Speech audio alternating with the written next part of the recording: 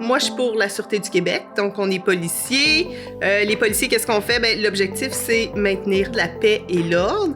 Puis comment on s'y prend? Bien, entre autres, on a des policiers patrouilleurs qui vont travailler 24 heures sur 24, 7 jours sur 7, sont toujours disponibles. Ils répondent aux appels des citoyens. S'il y a une demande d'aide, si les gens ont été témoins de quelque chose, un événement, qui pensent qu'ils doivent rapporter, ils n'ont qu'à nous contacter. Le 911, il faut savoir qu'on contacte 3 services d'urgence. On a pompiers, ambulanciers et policiers. Donc, selon le besoin.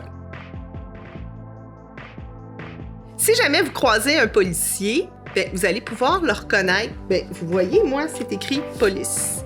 J'ai un écusson aussi. C'est exclusif aux policiers. Dépendamment du service de police qui dessert votre municipalité, la couleur peut être différente.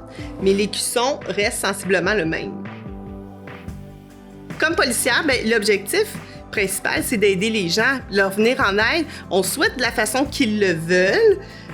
Puis aussi, on vise aussi la prévention du crime. Des fois, on va donner des ateliers pour sensibiliser les gens, les informer, ce qu'on peut faire, comment être moins de chances qu'on se fasse avoir dans certaines situations.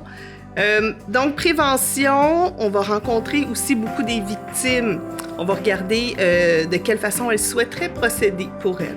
Puis, bien, ici, les violences conjugales, donc entre partenaires, conjoint, mais ce n'est pas toléré.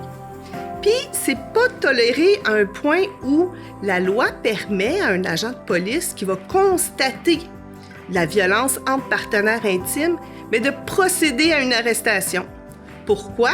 Parce qu'on sait que quand on est en relation, bien, il y en a toujours un qui va être un petit peu plus dominant, qui va tout contrôler. Puis ça crée ce qu'on appelle un cercle, le cercle de la violence amoureuse. C'est difficile, très difficile d'en sortir, donc on a le pouvoir de procéder à l'arrestation, d'avoir le fardeau, au lieu que ce soit la victime qui dise qu'il veut porter plainte, ce sont les policiers qui le font, puis qui émettent des conditions entre les parties. Ça veut dire qu'ils n'ont pas le droit de se parler. On a aussi les policiers communautaires. Les policiers communautaires, ils se veulent proches de la communauté. On veut qu'ils puissent échanger de façon naturelle. Ils vont être dans la communauté, ils vont être dans la société, ils vont participer à des activités aussi.